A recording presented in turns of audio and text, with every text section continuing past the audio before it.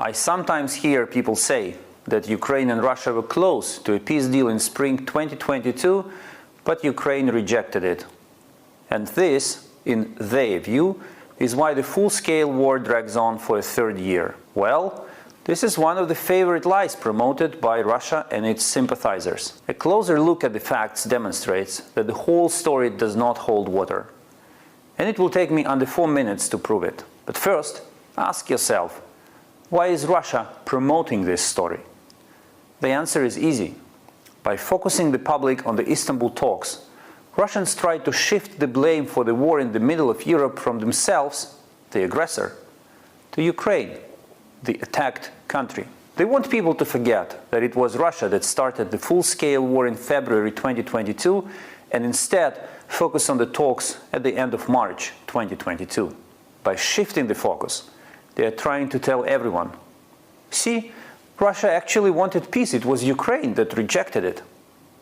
Absurd. If Russia wanted peace, it should never have attacked Ukraine in the first place. Yes, it is true that Ukrainian and Russian delegations have met since the early days of the invasion. They indeed discussed ways to end it.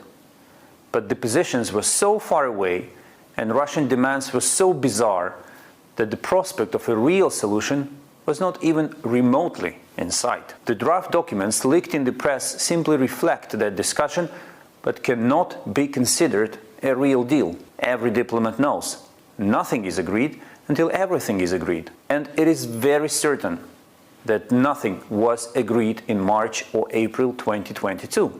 The idea of Russian and Ukrainian presidents holding talks was indeed discussed. But Russia rejected it. Other people sometimes say that the UK Prime Minister Boris Johnson came to Kiev and pressed President Zelensky not to make a peace deal with Russia. This is a very funny story. First, anyone who has ever met President Zelensky knows that he is not the person who can be pressured into any decision. Second, because the process of talks between delegations actually continued throughout April and even May, well beyond Johnson's visit. It doesn't really match this story, does it? So who actually ruined the prospect of peace? Was it Boris Johnson or Volodymyr Zelensky? No. This person's name is Putin. He has been ruining peace in Ukraine for more than a decade. First, by occupying Crimea and parts of the Donbas in 2014. Then, by obstructing the Minsk and Normandy peace processes. Then, by launching full-scale aggression. And then, by refusing to end it. This is why the war drags on.